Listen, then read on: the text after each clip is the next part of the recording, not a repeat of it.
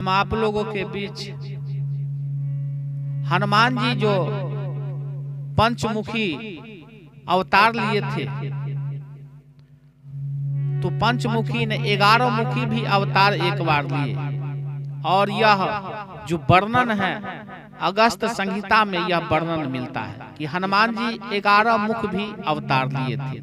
कैसे लिए थे, कथा के माध्यम से समझने का प्रयास करें। रावण का एक पुत्र था कालकार मुख, जो कि बड़ा ही वीर था, और रावण का 10 मुख था, लेकिन कालकार मुख को 11 मुख था और बड़ा ही वीर था। तो रावण सोचा क्यों ना इसको जो है सो हम पाताल लोक भेज दें महिरावण के यहाँ, ताकि तंत्र विद्या सीख सके।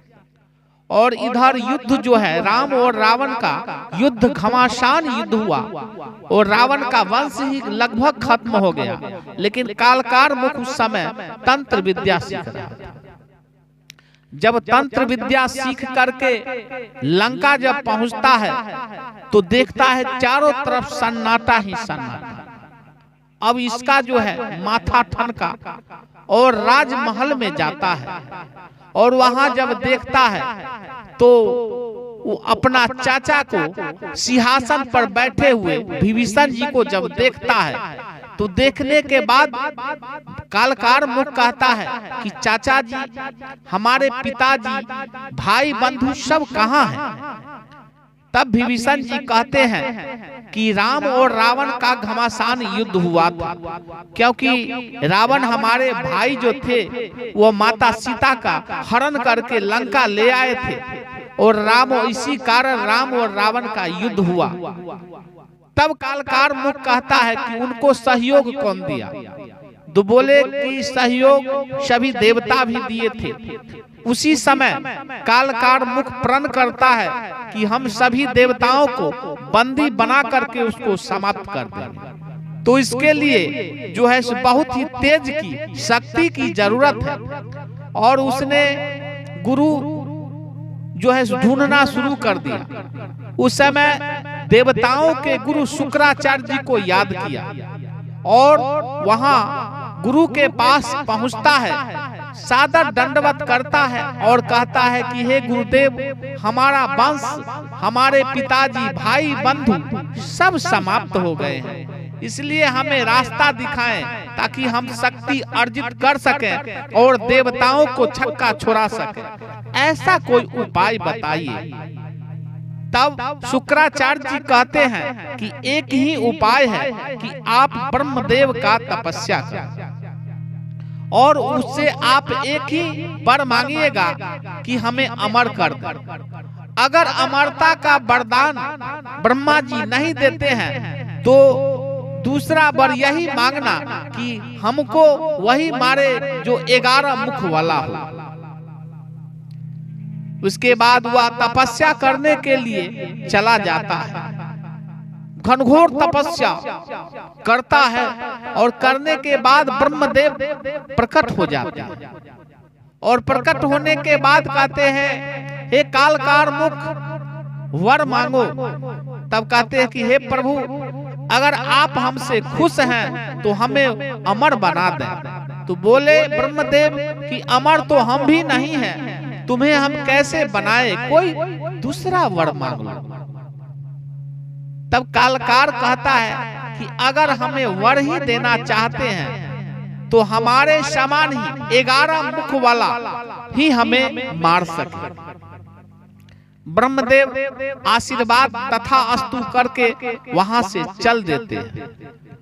अब इसको जब वरदान मिल जाता है तो चारों तरफ जितने भी धर्म कर्म होता है सभी को रुकवा दिया और सबको मारना शुरू कर दिया, यहाँ तक कि गाय को हत्या करना शुरू कर दिया, और सोचा क्यों ना स्वर्ग पर अधिपत्य कर, और स्वर्ग पर जाकर के इंद्र पर धावा बोल देता है, और बोलने के बाद इंद्र को भी बंदी बना लेता है।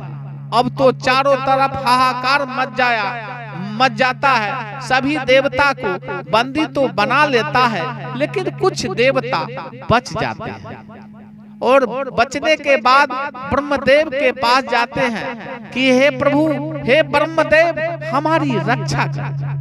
तब ब्रह्मदेव कहते हैं क्या हुआ? तो बोले कालकार मुख जो है, आप उसको आशीर्वाद दिए, वरदान दिए, उसके कारण सभी देवता उससे त्रस्त है, आप उनसे बचाएं। कुछ देवता उनके बंदी हैं, उनको समाप्त कर देना चाहता है, कोई उपाय तो करें प्रभु। बोले कि ठीक है, हम लोग चलते हैं विष्णु देव के पास।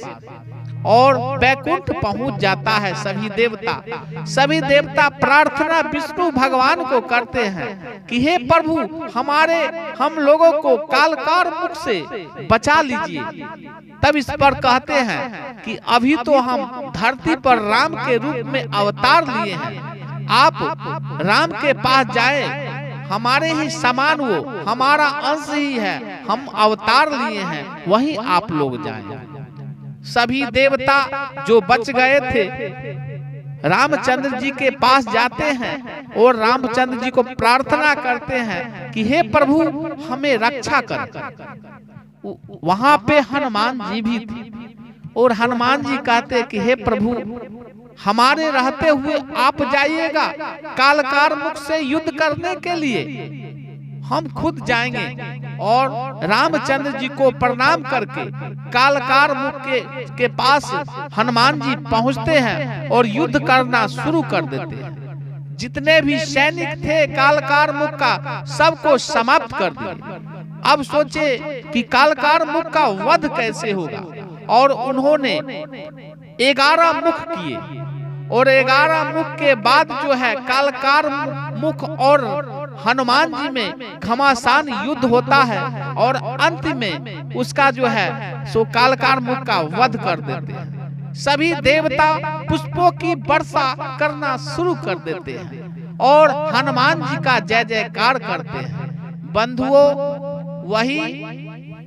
11 यंत्र के रूप में हनुमान कवच यंत्र जो है, सिद्धि कोई भी व्यक्ति अगर कर करके 40,000 सिद्धि कर करके मंत्र जाप कर करके अगर उसका धारण करता है तो भूत पिशाच डाकनी शाकनी से सब उसको सुरक्षा होता है। जय श्री राम, हर हर महादेव।